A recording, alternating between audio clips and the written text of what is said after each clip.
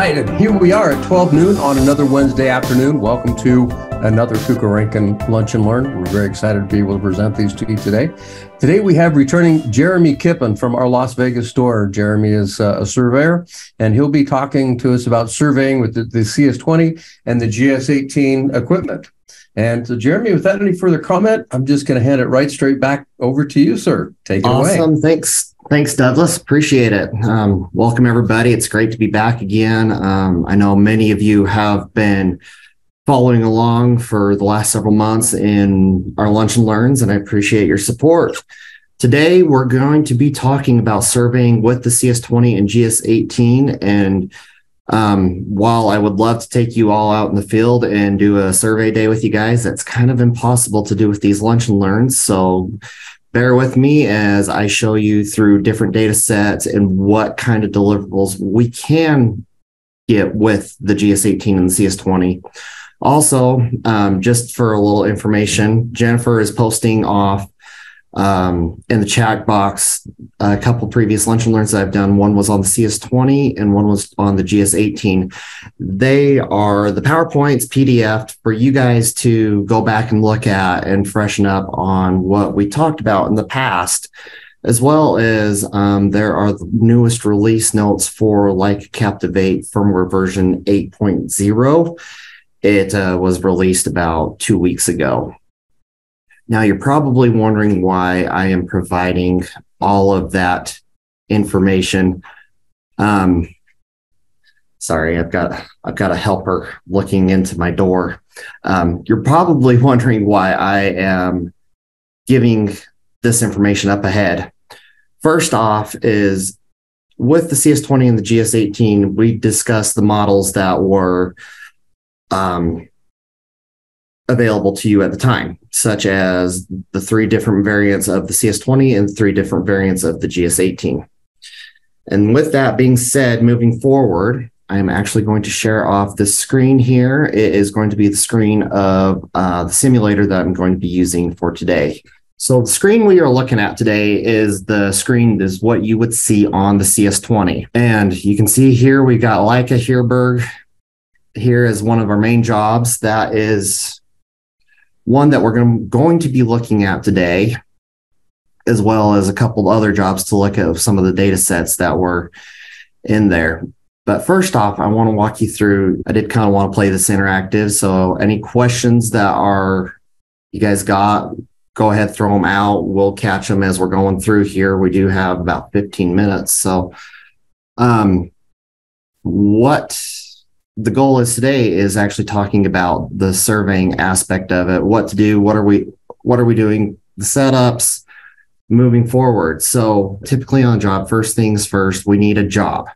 We need to set up a job. And so you see down here, we've got a folder or a tab that says jobs, as well as we have over here, you see this carousel does scroll. We can tap here to create a new job. So I'm going to tap that job. And we're going to give it a name. We're going to do KR Las Vegas because that's where we're at.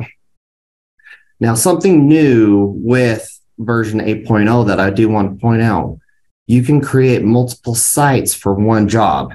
So you see the site folder here, we can go in and access, and you can see that I actually went in and created different sites for for some jobs. One is control, one is stakeout, and one is topo. So if you're wanting to separate everything out, you have more capability to do so now, which is a great feature that version 8.0 is producing. So right now, I actually want to do the control folder first. The description of it is we are just going to call it a topo. Or actually, even better, let's call it a pre-construction. The creator, this was a habit when I was surveying. So you guys are actually seeing what my life looked like while I was surveying. And creator is just going to be my initials, JK, or just kidding, because sometimes we need a little bit of a joke. Then moving on, we need to establish a coordinate system. Now, we have in here, we can load different coordinate systems such as state plane coordinate systems, UTMs, whatever we would prefer to do. Or if we created our own localization or site calibration, as some people know, we are localizing, saying we are here, we are on the ground. So for this instance, we're going to just select this UTM. I don't know where it's going to put us. It's probably going to put us somewhere over in Switzerland. If that's the case, okay, we'll have a nice, pretty day. And then as you can see here, it is talking about the projections. We don't have a geoid model attached with that because we don't need it with a UTM. And then a code list, we have the option, survey coding. We have a code list here. So you have the ability to load your code lists into your data collector. And so for every job that you have, if you've got multiple code lists, say you're going to do a job for a DOT and the DOT is specifying you use specific coding, especially their coding, or if you've got the city jurisdiction that is wanting their coding, you can create your code list to actually add them into your data collector. And so you can select which code list you would like, or if you've got a universal code list as well.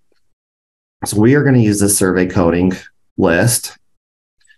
And then we do have the ability to link jobs. And so say I wanted to link a job, I can go here to add, and I can select this Leica job as well. And we can go ahead and hit OK. And then if we have any link designs from our, say we had any line works or property lines, anything like that from the office that we wanted to add in, we could add those as well. But moving on here, we're going to go ahead, we're going to hit store now. And we're going to capture this beautiful image that it's going to let us capture. And so we can now go back into this job and we can view and edit our property. Say we wanted to change the coordinate system and we wanted to go back to this Leica coordinate system. We can go in and change that, and it's going to update everything within the job now. So we can hit store again. And now, I know I did talk about it in the past. A lot of you do not know this, but as I mentioned, this carousel moves through the software, through Captivate. One of the pain points that I will admit was sometimes these jobs would get moved and you didn't notice, and you're out there doing your survey and it got moved. A new feature that came out many versions ago was we have the capability to lock the job now. Now you can see here that it's not going anywhere. It's not moving. It's not going anywhere. Now we can move down to this second carousel down here and move it along. And we see that there are different applications that we can use for these projects, such as, we got Cogos, Disto, volume calcs. We got our 3D viewer. So if I click on our 3D viewer right here, well, would you look at that? So what happened here is, even though I didn't shoot anything, I linked a previous job to this job. And so now we can view the current data that was in there. So we zoom in, we can see that we have some data already within our project that now we can look at. We've got some points, we've got different line work. Everything that makes a job is available. You can see that the line work is varying between colors and line types as well. Now you're probably thinking this is really messy. There's, we got codes, we got code points. We can clean a lot of that up if we go here. I know I'm giving you guys a bit of a background view into, we're going to go into our points. We're going to get rid of our point codes. And now the code, the description is gone, but the point identifier, which would be the number, is still there for us to view. All right. So I want to move forward into another job. And you do notice here, when I hit these function buttons are very important. As I say with Captivate, there's a million ways to skin a cat, and this is one of them. Function is your best friend. You can hit the function, you've got your normals. Function gives you access to a few more job menus. Now, instrument, we can go in. Right now, we've got it set to using GS only. We can go in and select it to use TS only or use both GS and TS. Say you're going to run a multi-station with a smart station, so GPS on top of a total station. This would be your option, but otherwise you're going to be using GS or TS. Little side note there. So we are going to unlock and we are going to select the Leica job here, and we are going to lock her back up because we're not going to go anywhere with this. Say we are going back to this project and we want to look and see what was done previously. There's two ways to do this. We can go in and view and edit our data. So you will notice that there's points, there's a page for line, there's a page for images, scans, image groups, and then we have a 3D viewer. And you're asking, why is there a 3D viewer here and a 3D viewer here? Well, the goal with Captivate was to give the flexibility to access information in multiple spots. And that is really one of the beauties, because say you don't want to page back out and then have to go back into here and view and edit your data again. You can do it all within one screen if you choose to do so. You'll notice here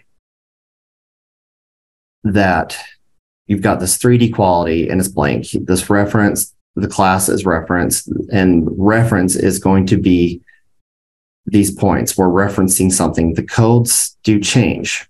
Circles, we were measured. So with that being said, we can see our TS0058 number. We got a northing, we got an easting, we got a height. Okay, was there any more information to this? Yes, there is a bit more information. The code was a tree. The time it was shot was at 4:03 p.m. on the date of 25th of February 2015. So it is giving you information right at your fingertips. We can scroll down here, and as you can see, there is a lot of data. We're varying in different codes, time.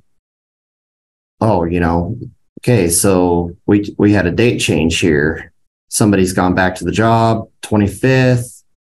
We start into the 20th, and we can filter out information if we choose to do so. We can sort it by ascending, and we can do it by, let's see what, if you saw what I just did there, I went to function because I refiltered everything. I went to function and hit home, and that went back up took us to our first point, which is our ascending point. And we can see how this was breaking down. We can see the day the job was started.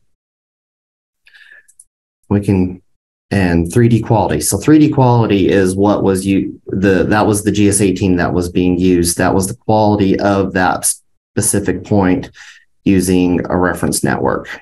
And it was measured, and that point was fixed. And the reason for the fixed is saying we had fixed from our reference network. It was a good position, and we can move forward. So now line work. Line work is going to be the same thing. We can go in, we can filter it, and we can filter it by the line ID. And that's actually going to be the best option for us to view. So everything is in an alpha order now, alpha character order from buildings all the way through.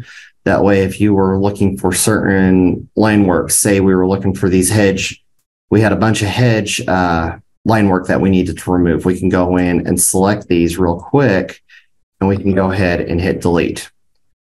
Nice thing, we get warnings. Do we want to do this? Do we want to, it's asking you, press no to cancel, press line and points to delete line and points. Well, I don't want to delete the line and points. I just want to delete the lines. So we can go ahead, we can hit delete the lines. Those are now gone. Now they're not completely gone. This is going to be something that I'm going to be able to show later on. And one of my later lunch and learns, you still have access to that data. It's going to be deleted from the view on the data collector, but the data is not gone. You can actually resurrect that data in software called Leica Infinity, and you will be able to see all the points that were deleted. So if you've got guys out in the field that are deleting a lot of points throughout the day, at the end of the day, you can go in and analyze your data, and you could be able to ask, why'd you delete these, or did these mean to get deleted? You accidentally delete a point, you can resurrect that point, put it back into your job. You're good as new. So next one, we're going to have our images. Images, we can actually select this to link to a point. So say I want to link this image that was collected to point number 1. I can hit OK, and it is now linked to it. This next image, we want to link it. We can link it to point number 2. And you notice now that these images are linking as well. The sketch option, let's go ahead and let's find another interesting image.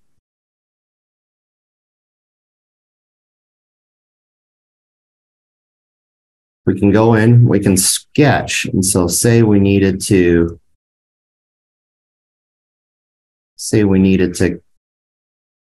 highlight this push for whatever reason.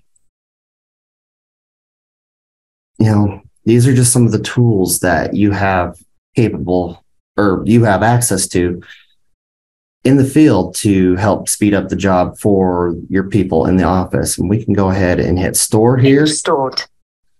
And you guys probably heard that feedback. It's telling me that it's stored. Her name, when I was serving, we gave the gal a name. Her name is Catalina. And because she sounded a little bit of a Spanish accent, just a little humor there. Next is the scans. You can see the scans were done with an MS60. You can see how many points were in the scan. The points are the point clouds. And then we got that. Now this 3D viewer, we're going to go into 3D viewer. In our first view, you see we've got a plan view. So we're looking at this plan view here and say I needed to create a point right here to go to. I picked the area that I wanted the point, and now it is created. So say I can edit this point. Height, we're going to give it a 0. And then code. We're going to call this a search point. And search point, for me, that was just something that we just wanted to go and search and view, what's there, what's not there. Go ahead and store. So now, since we have created that point, we can stake out to this point. And I apologize, but the stakeout feature does not work right now because, like I said earlier, I had tech issues. I had some very nasty tech issues. Down here, you'll notice that we have a view of 161 feet. This is the entire expanse of the view is 161 feet. We can zoom in, zoom out. So we're zooming in. Got a view of 60 feet. This is 60-foot view. Next up is actually viewing the 3D viewer. So now we can view everything into a 3D view. You notice this bus stop here. And then we've got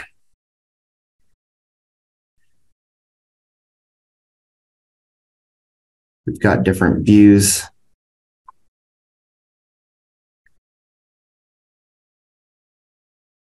Of the scan information, we've got the curb. We can go ahead and rotate our view. You can see that these points here are changing in elevation. Between here all the way up to 0.9, 5 to 9, the elevations have changed. And or if we needed to go back to the plan view we can go back to. So say we wanted to check what's the distance from, we're going to select this point here and this point here. We want to do a COGO. We're going to do an intersection here.